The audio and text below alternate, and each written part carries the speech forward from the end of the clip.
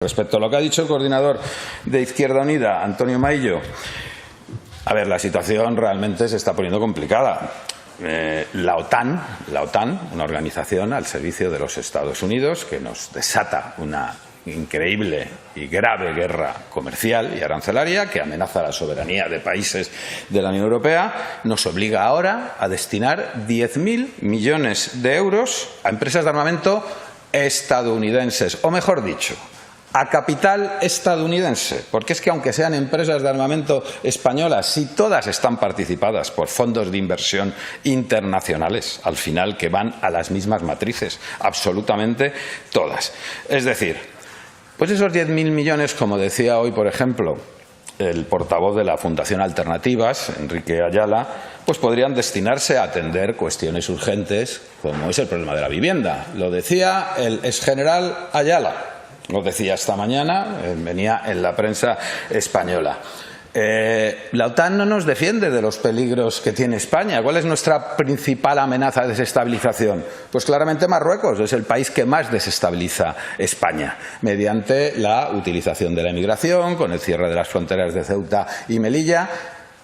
¿Alguien cree que la OTAN nos va a defender en un conflicto? ¿Nos va a defender de Marruecos? ¿Alguien cree eso cuando Marruecos se ha convertido en el principal aliado en la región de los Estados Unidos? Pues es evidente que, mire, ya el problema no es solamente no hacer estas inmensas transferencias de recursos al capital estadounidense, eso es evidente, sino que el asunto es que no hacemos nada en la OTAN.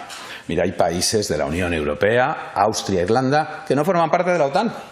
Y no tienen ningún tipo de problema de funcionamiento en la Unión Europea o de desarrollo económico o de protección, incluso, ¿no? O de mecanismos de defensa. Es decir, nosotros defendemos una posición de autonomía estratégica en Europa, de España con el resto de los países europeos, y lo que está claro, que lo tenga claro todo el mundo. Estos 10.000 millones son una obligación, una exigencia de la OTAN a España. No es una decisión, ni muchísimo menos, no es una decisión de los organismos de la Unión Europea. Y se ha acordado como se ha acordado porque en principios de junio es la cumbre de la OTAN y el Gobierno español pues ha decidido, una parte del Gobierno español ha decidido unilateralmente cumplir esa exigencia de los Estados Unidos en medio de la guerra arancelaria. Realmente es muy serio. Entonces, pues cuando estamos en el Gobierno para trabajar conjuntamente. Nosotros entendemos que somos una parte minoritaria, pero una parte minoritaria no es que se nos impongan decisiones de forma unilateral sistemáticamente. Es decir, las mayorías, las minorías deben ser capaces, cuando tienen un proyecto común, colectivo, de construir acuerdos. Y es evidente que ninguna de las partes puede imponer el 100% de sus posiciones. Entonces, francamente, estamos entrando en una dinámica muy peligrosa en este contexto, francamente, que sean incapaces los servicios jurídicos del Estado de anular un contrato de 6 millones de euros es realmente vergonzoso, por no utilizar otro término más grueso. Buenos días. Retomando en parte la pregunta de mi compañero, ha llegado a decir en un momento dado que se podría llegar al punto de que dimitan los ministros, pero si no lo hacen... Estoy aquí, Sol de EFE.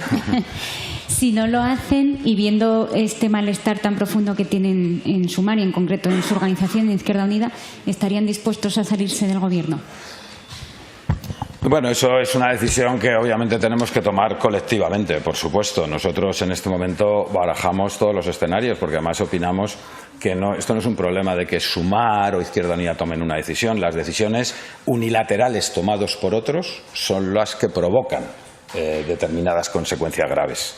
Entonces, en todo caso, la responsabilidad, decidamos lo que decidamos, desgraciadamente no va a ser nuestra. En el acuerdo de gobierno de coalición no hay nada que posibilite esta inmensa operación de rearme y mucho menos hay nada que posibilite cualquier tipo de colaboración más activa o más pasiva o permisividad con los graves crímenes internacionales que está cometiendo Israel contra el pueblo palestino. Con lo cual, no somos nosotros los que estamos incumpliendo el acuerdo de gobierno. Hola, portavoz. Buenos días, por aquí. Yo tenía un par de preguntas en la misma línea que los compañeros. En primer lugar, la vicepresidenta Yolanda Díaz ha asumido el argumento del Ministerio de Hacienda de que esos 10.000 millones que se van a destinar al programa de REARME no podían haberse destinado a otras partidas, tampoco a partidas sociales, porque bueno, son digamos, vienen de remanentes de los presupuestos generales del Estado. Me llama la atención que usted defienda lo contrario. No sé si ustedes están en desacuerdo en ese punto con Yolanda Díaz. Y más allá de eso, quería preguntarle si usted cree que el papel que está jugando la vicepresidenta está siendo lo suficientemente contundente a la hora de defender las posiciones de la coalición Sumar con respecto tanto al tema del REARME como al asunto de la compra de armamento a Israel. Gracias. Yo la verdad no voy a entrar a hablar de los ajustes contables en la contabilidad nacional. La verdad creo que francamente es que ese no es el problema. Yo algo entiendo de contabilidad y derecho financiero y francamente la contabilidad es muy versátil, y francamente permite muchas transferencias de partidas de unas a otras. En todo caso, nuestra posición viene siendo clara desde el primer momento. El problema no es que se reduzca la inversión en gasto social. El problema es que un euro dedicado a REARME es un euro que no se invierte en gasto social.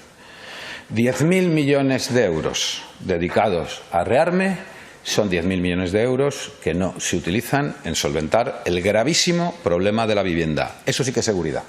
Eso sí que es seguridad para los españoles y las españolas. Solventar el gravísimo problema de la vivienda. Nuestra posición está clara. Y yo no sé exactamente, no conozco el detalle de cómo se ha hecho por parte del Ministerio de Hacienda esos ajustes contables para conseguir esas transferencias de presupuestos, que es lo que se ha hecho. Pero estoy seguro que si hay una decisión política en otro sentido, alguna solución contable seguramente que se le podría dar. No me cabe la menor duda que se le podría dar otra solución contable. Y francamente, pues yo creo que tenemos que hacer un trabajo de evaluación colectivo en el seno de la coalición Sumar y obviamente Izquierda Unida sí que va a pedir explicaciones de cómo es posible que en el Consejo de Ministros lleguen cuestiones sin pasar por la Comisión General de Secretarios de Estado y sus secretarios y sin que nadie se entere de cosas tan graves. O sea, podemos entender que hay asuntos pues que surgen urgentes, que son asuntos menores, que se lleven en mano al Consejo de Ministros, pero no la operación de REARME, evidentemente. Buenos días. Podemos dar por hecho que usted lo que está diciendo es que dimitan el ministro del Interior y la ministra de Defensa, que para usted son los responsables políticos que están detrás de la firma de este contrato. Aclárenos si diciendo que den un paso a un lado está pidiendo que dimitan. Esa es una de las preguntas. Sobre la salida del Gobierno, dice que es una decisión colectiva que tienen que tomar. No sé si hay alguna reunión que ya ustedes tengan en agenda para tratar este asunto. La decisión no puede ser unilateral. ¿Se refiere usted a que no puede salir solo Izquierda Unida del Gobierno? Es decir, que tendrían que salir todos los ministros, los 5 ministros de Sumar. ¿No quiere Izquierda Unida ser quien salga del Gobierno y los demás se queden? Y dice usted que van a pedir explicaciones de por qué se llevan cuestiones al Consejo de Ministros que no pasan por la reunión de subsecretarios. ¿Explicaciones se las va a pedir a Sumar? ¿A quién se las va a pedir? ¿Al Partido Socialista? ¿Se enteraron ayer cuando se llevó al Consejo de Ministros? ¿No lo sabían antes? Cuénteme un poco esta parte. Gracias. Bueno, a ver, insisto, no es aceptable, no es creíble que no haya mecanismos para de inmediato anular, resolver, dejar sin efectos, no ejecutar ese contrato. Un contrato de 6 millones de euros es un contrato muy menor en la contabilidad nacional, muy menor, francamente. Con lo cual, lo que tienen que hacer en el Ministerio de Interior o de Defensa o quien tenga la competencia sobre ese contrato es cumplir lo que se ha acordado y lo que han manifestado tanto la ministra de Defensa como el ministro de Interior. Evidentemente, si han manifestado algo el ministro de Defensa, la ministra de Defensa y el ministro de Interior que son incapaces de cumplir, cuando además, hombre, a ver, si hubiera un imponderable, una causa mayor que hiciera imposible su cumplimiento, nosotros no la vemos.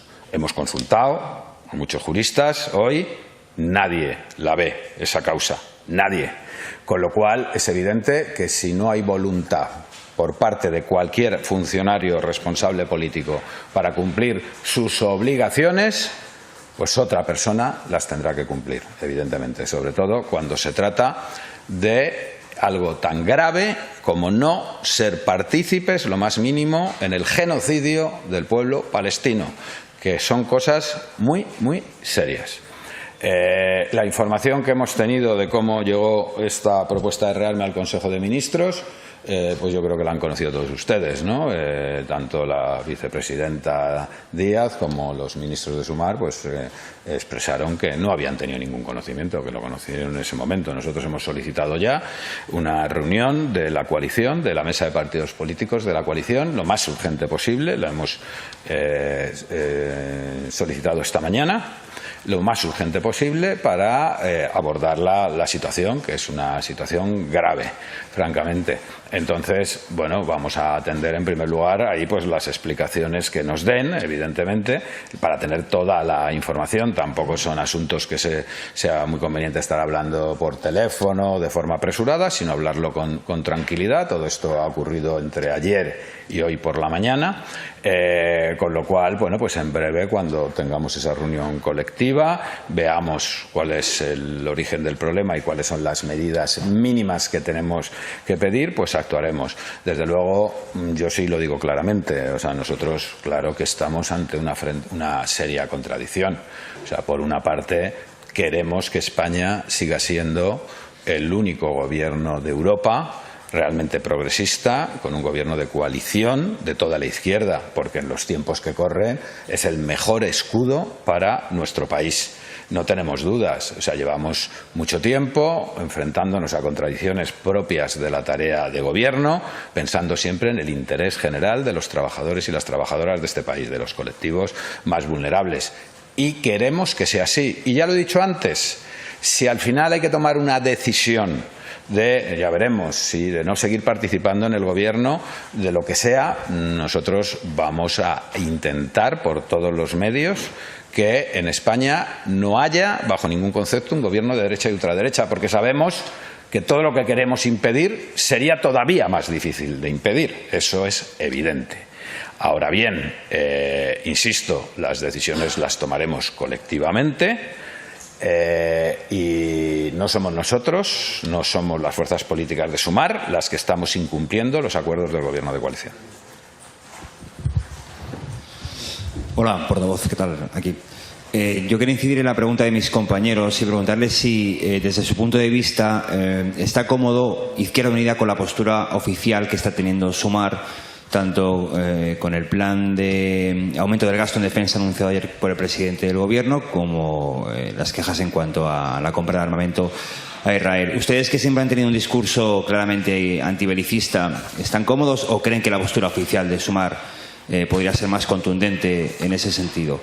Y reitero la pregunta que le hace mi compañera María. Entendemos de sus palabras que lo que están pidiendo en última instancia sería la dimisión de tanto el ministro del Interior como la ministra de Defensa en caso de que no se pueda revocar esos contratos. Gracias. La firma del protocolo o del acuerdo que permitía la compra de armamento militar a estas empresas israelíes se firmó en el anterior gobierno de coalición, no en este. Es decir, estas contradicciones a las que las fuerzas de izquierda nos enfrentamos cotidianamente en el gobierno nos atraviesan a todas las fuerzas de izquierdas. Yo recuerdo que fui el único miembro del Gobierno de España, siendo secretario de Estado, que acudí a la manifestación contra la cumbre de la OTAN en España. Fui el único, ninguno más. Es decir, la Izquierda Unida, nadie nos tiene que dar lecciones de defensa de la paz o de lucha contra las alianzas militares, francamente, ¿no? Entonces, tampoco nos vamos a ver excesivamente afectados por quienes sistemáticamente, por cualquier cosa, disparan contra el gobierno de coalición sin reconocer pues los avances que hacemos. Mire, ayer mismo quedó aprobado, desgraciadamente está siendo opacado tremendamente, ayer mismo quedó aprobada en el Senado la ley que prohíbe el despido de trabajadores y trabajadoras en situación de incapacidad y obliga a la adaptación de los puestos de trabajo. Eso es un inmenso avance para sectores de trabajadores realmente en situaciones de alta vulnerabilidad.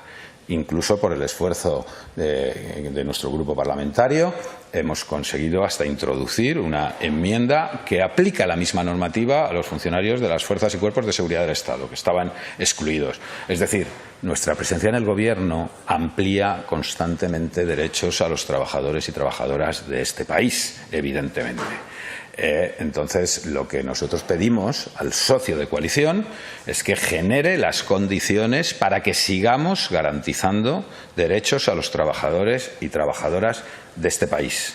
Que no se deje llevar por las presiones de una administración estadounidense que ya hemos visto cómo actúa, con absoluto irrespeto al derecho internacional, que se cree que la escena internacional es un salón del Far West y que ellos son los matones del barrio. Eso no puede ser, evidentemente.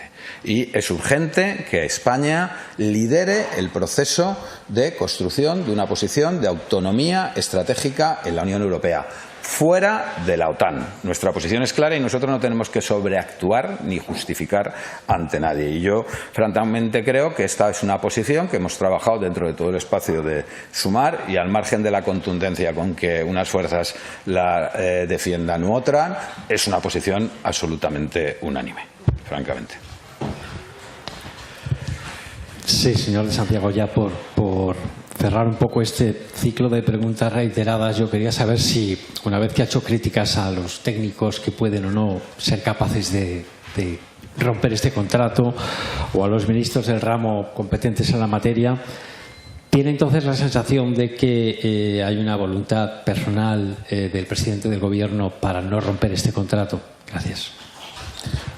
Pues mire, la verdad, ni se me había pasado por la cabeza ese escenario, francamente, porque España, gracias además al trabajo que hemos realizado en el Consejo de Ministros, que ha realizado nuestro espacio político, Sumar, empujando, pues también ha liderado posiciones claras en Europa de oposición al genocidio en Palestina. Por eso, francamente, mire, nosotros hemos trasladado ya a la administración competente que aquí hay que hacer una ponderación clara de riesgos y beneficios y que tienen que saber medir muy bien que esto no es un problema estrictamente jurídico. Es decir, hay dos tipos de juristas, los que utilizan las leyes para no resolver problemas y los que utilizan las leyes para resolver problemas. Entonces, esto no puede ser, el mantenimiento de este contrato no puede ser por un problema jurídico. Incluso si hay que llegar a un incumplimiento, insisto, hay motivos, fundamentos jurídicos más que suficiente para anularlo. Pero incluso si hubiera que llegar a un incumplimiento de 6 millones de euros para evitar participar en un genocidio, en fin, creo que éticamente, políticamente, lo va a aplaudir todo el país masivamente, es evidente. Entonces, hemos trasladado, yo no creo que esto, francamente, no, o sea, yo sí pido a todos los responsables del Gobierno, empezando por el presidente del Gobierno, que tomen cartas en el asunto, evidentemente. Eso claro que lo pedimos, claro que lo pedimos. Porque no puede ser que por un problema de valoración técnica, jurídica o administrativa no se dé una solución política. Una solución política que es sencilla. Entonces, creo que no tengo más que añadir, lo he dicho claramente, no hay motivo para que este contrato no se resuelva de inmediato. Buenas tardes. Yo quería preguntarle en primer lugar, han solicitado la convocatoria urgente de esa mesa de la coalición en Sumar. Yo quería preguntarle qué quieren tratar exactamente, no sé si solo el mensaje respecto a este plan de defensa o únicamente conocer el detalle de cómo llegó al Consejo de Ministros, porque Sumar sí que presentó una serie de observaciones que tenía preparadas previamente. Y en segundo lugar, quería preguntarle por esa posible salida del Gobierno. Dice usted que será una decisión colectiva. Yo quería preguntarle, ¿colectiva dentro de Sumar de la coalición o colectiva en Izquierda Unida? Muchas gracias.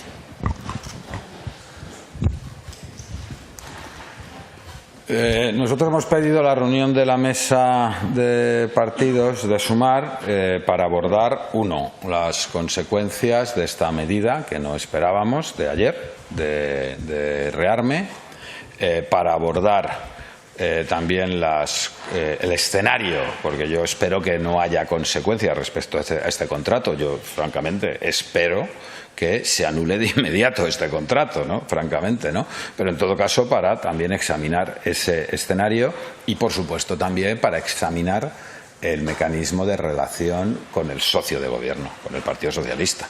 Porque lo mínimo que tiene que haber en un gobierno de coalición en estos tiempos difíciles y cuando, desde luego, Sumar ha manifestado, ha mostrado, ha acreditado absoluta lealtad en los momentos más difíciles del gobierno, pues lo que no puede ser es estas sorpresas en cada Consejo de Ministros al iniciarse.